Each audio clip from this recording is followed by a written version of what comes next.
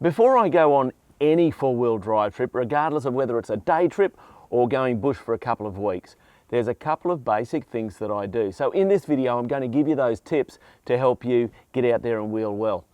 Here at Mad Matt 4 Drive, I'm all about educating and building the four-wheel drive community so you can wheel well. I'd love it if you'd hit that subscribe button and hit the bell so you get the notifications of my upcoming videos. So where I live, the COVID-19 restrictions are slowly being lifted, and it means that this Saturday I can actually head bush and onto one of my local tracks and just have a little bit of a wheel with a couple of mates, only a small trip. So I cannot wait, because it's been a while since I've done this track, and it's been quite a while since I've actually got it to get out there in the Bundeera and have a good wheel. So this track that we're going on, it's one I've done many times. I know it well, and it takes you about 4 or 5 hours to do the whole track, depending on how many times you want to stop and have a chat and talk about things. But it's not a massive track, but it is pretty full on. You're definitely going to be using the lockers and airing right down on the tyres. You're going to get some big angles, some big moments. Yeah, I know, you want to see that video too. Well, we'll see how we go on that. But it's a good track. But it's got some unique things about it. And so we're going to get to some of those things as to why I'm taking certain gear with me for this trip and some gear I'm not taking. So the first thing though, let's start by checking through the vehicle and showing you what you should check. Now, you don't need to be a motor mechanic to do these checks. These are checks that over time you'll become competent in for your vehicle. So let's start out and with the engine bay. So what I say to people when we're going through this with them face to face is familiarity is a really good way for you to know what your vehicle should look like. So if you're regularly getting into the engine bay of your vehicle and you just look around, just look, you become familiar with what things look correct. Then if a problem starts to arise, you go, well, that doesn't look right. You know, it might be that you see coolant leaking out of a radiator hose. It might be that the drive belt or the serpentine belt for the alternator and all that is starting to fray, and you go, that wasn't like that when I looked in here last week. So familiarity with the whole vehicle is really important. So I'll often just come in here like this and I just have a look around. I'm looking at the spark plug leads down here. I'm just looking down here at these hoses that are running through. I'm having a look at the injectors up here, just looking for fuel leaks. I'm just looking for leaks, oil, anything that doesn't look right. Because I regularly do this, I know what this engine bay looks like. I am a motor mechanic, so that's why the electrical system looks like a dog's breakfast. But that's kind of what I'm doing, is I'm just looking around. As Steve Irwin would say, I'm just having a look in here because there's a crocodile. That's what Steve would say, but he's no longer with us anymore. All right. After I've done that, I then go through fluids. So in the engine bay, we've got power steering fluid here in my vehicle. You need to look in your book for your vehicle. I've got battery terminals. They're not fluid, I know, but this is just the system I go through. I just feel those terminals. I'm looking for loose terminals, corrosion or anything like that. These terminals actually need a little bit of that battery protectant gear on there, so I'm going to do that before we go. Check my washer fluid. I always like to use, I use that Rain-X stuff in there. Brake fluid, that's on max. Clutch fluid, that actually looks a tiny, oh no, that's it, that's perfect. That's good. So I did top that up a week or two back. I checked my engine oil, okay. So that's sort of this side of it. I've done that visual inspection. I'm now just seeing the belt, belt tension, just having a look at the belt. An easy way to check belt tension if you don't have an automatic tensioner like this one is on the longest run of the belt, you want to see about a 15 millimeter, or what's that? Not quite an inch, 3/4 of an inch movement in the longest length of the belt. That's a rough check, okay? Now I move to the front of the vehicle. I check my coolant. I always like to actually check inside the radiator as well for the coolant level. Even though this has got an expansion bottle, I don't know, I just like to do that. But I'm also checking it here in the expansion bottle as well. Now that's I'm going to top that up. It's in spec. There's a low full mark on the side of the bottle, but I'm just going to put a little bit more coolant in that. So I'll just leave that open there, and I'll do that after I film the video. So now I'm just looking around. I'm looking at the radiator hose here where it comes in here. Is there any coolant leak coming out of that? I squeeze the radiator hose. When these hoses get old, they get crunchy and feel a bit nasty. I'm inspecting the lower radiator hose down here, same story. A lot of this is just visual. While I'm squeezing a hose, I'm looking at the plug leads down here, seeing if something's rubbing. Oh, look at this. So I have found something else I need to address before I go. Down here, this bit of rubber,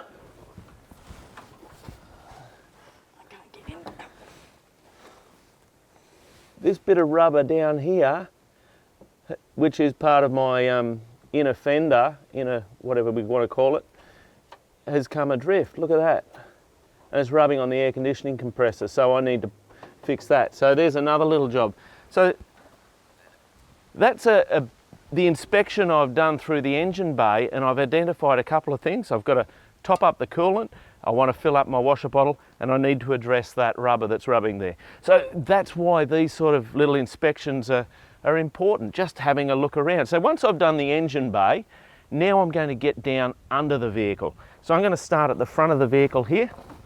So I get down underneath the vehicle, and I'm just visually looking. I'm looking at my steering damper.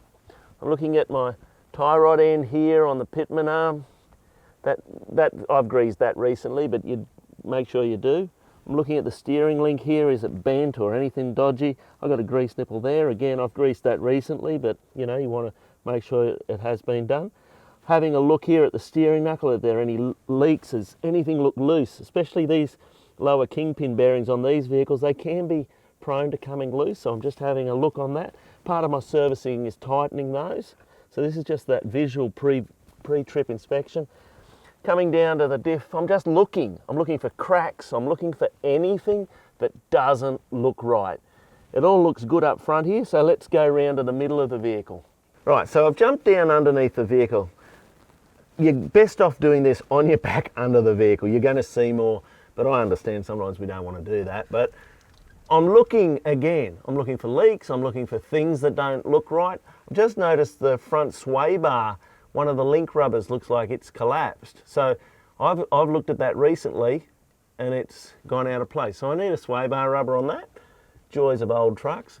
Just looking at the tail shaft. Okay, and now I'm just moving towards the rear of the vehicle. Again, I'm just looking for problems. Anything that doesn't look right, exhaust mounts, tail shaft, fuel lines. I'm looking for any leaks or hoses that don't look right. Brake proportioning valve, is there leaks? Anything not looking right? I had the rear diff out recently. Is that all still sealed up? Yeah, it is. There's no leaks. Look at my radius arm bushes. No, nothing looks out of place there.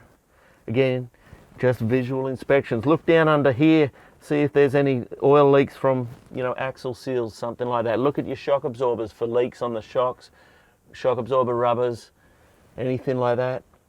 I can't see anything under here that raises concern, so jump out. And now we'll go and do the next thing. So the next thing we're going to do is tyres. Remember, you've got 5 tyres, so always remember your spare tyre. Well, some of you might even have 6, but anyway, check all of the tyres that are going on the trip with you. Look for weathering, cuts, anything that looks out of place with them.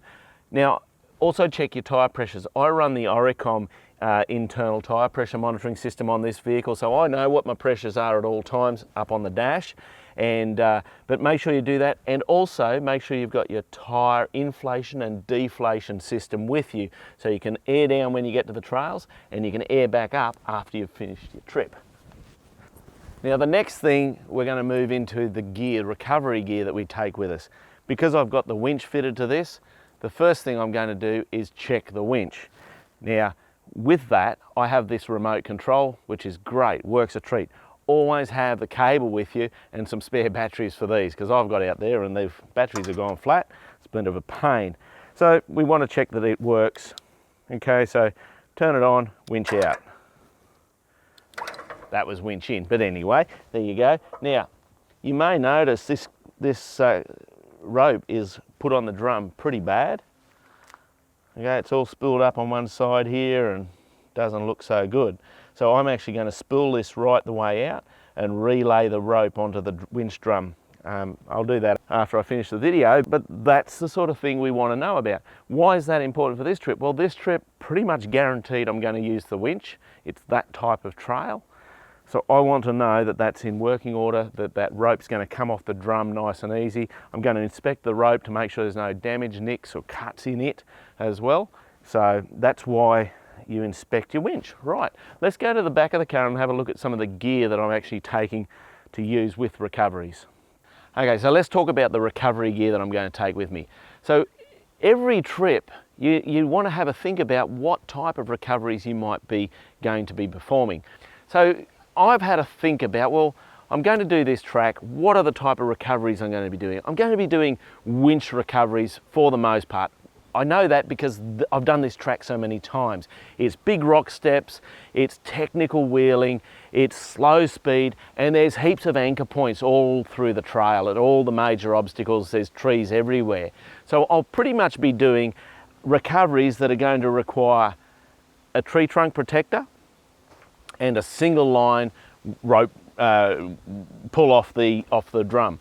So really simple recoveries, but just using the winch. So I've pretty much set up my recovery gear to give me winching opportunities. So tree trunk protector, I've got this little shorty strap, we call it. This is from the guys at Factor 55, but this is a great strap because you can hook it onto diff housings or other areas of the vehicle or roll cages or things like that if you need to do a complex sort of recovery. Now it could be because I'm involved in recovering somebody else's vehicle. So this doesn't work so well on this vehicle because I don't have suitable attachment points for it really. I've got the rock sliders, you could probably use it on that as a side recovery point. Say I was rolling over, you know, we could do a winch off of that, for example. But it gives me options, and look, it's so light and easy, I can take it with me.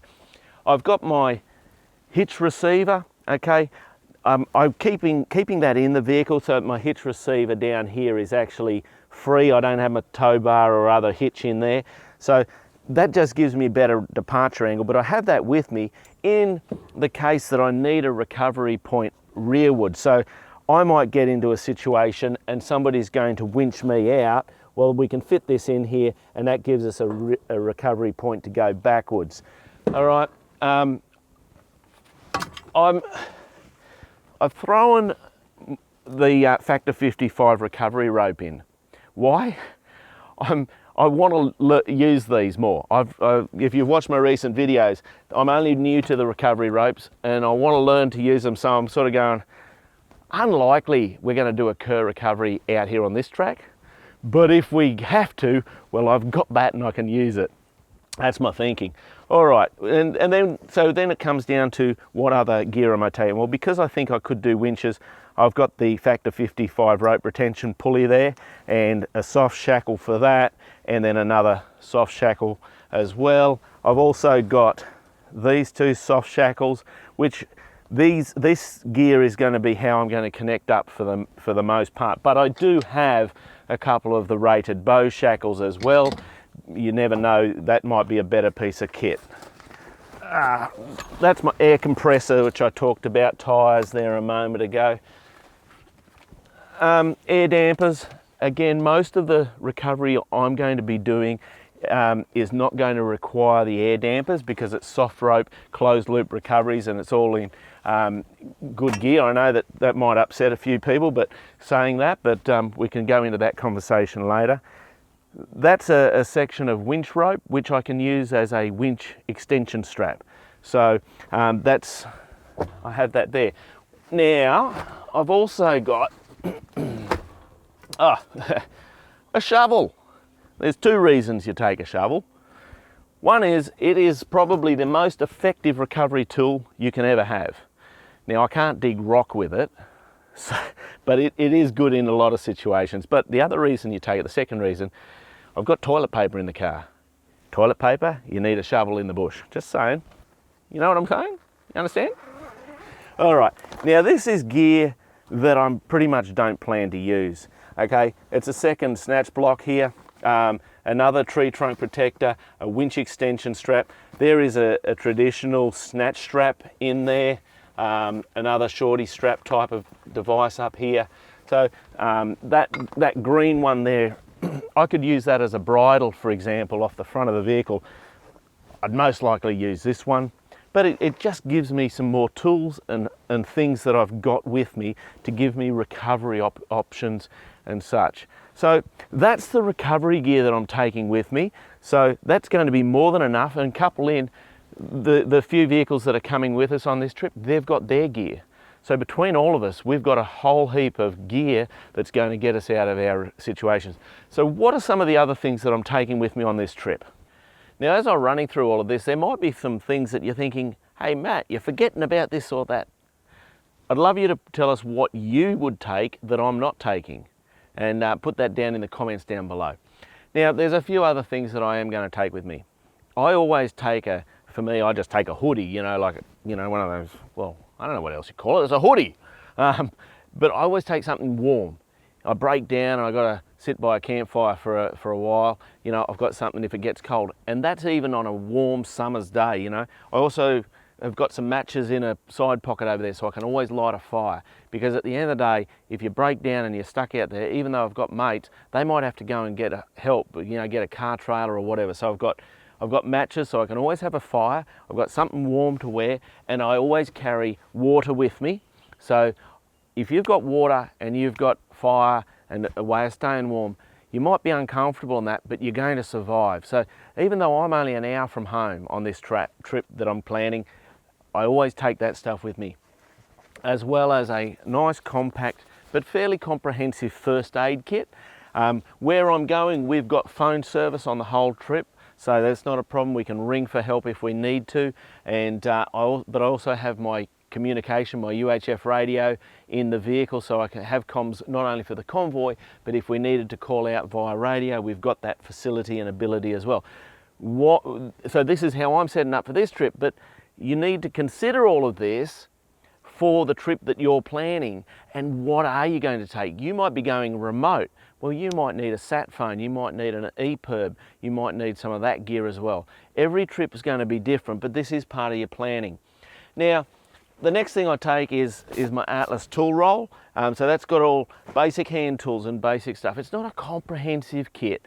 I always have in the vehicle a very basic set of tools in here as well, with my jack and that, and some basic spares. They just live in the vehicle. But for this trip, you know, I'm just taking a few extra tools. Again, if you were going on a remote trip, well, you're going to go through that and really think through and plan through exactly what tools. So that's the sort of stuff that I'm going to be taking with me for this trip. The only other thing on the day of the trip, and I haven't got it here yet, some food. I'm going to take my lunch, I'm going to take some snacks, and I'm going to take a little bit extra in case somebody else hasn't got some, or we need to stay a little bit longer because we have a vehicle breakdown or another situation to deal with. All right, so that's a bunch of stuff that I'm taking with me. Obviously, there's a whole bunch more you can take, and I think you're hearing in what I'm saying. You know, what else? My trip, my vehicle, my setup, they're all considerations. Are you taking young kids with you? That's going to change what you take with you. Now, something that I think is important, especially for the trip I'm doing, but really any trip, is securing the load in the back of the vehicle. So, you know, have a ratchet tie down. This vehicle's fitted with 4 recovery or tie down points in the corner of the vehicle. You can even get cargo nets. So before I actually head off, I will pack all this stuff into the vehicle properly, into bags and stuff, and then I'll actually put a strap down over the top of it so it's nice and secure, just in case something happens. I roll the vehicle. I don't want a bow shackle smacking me in the back of the head. The head's ugly enough as it is.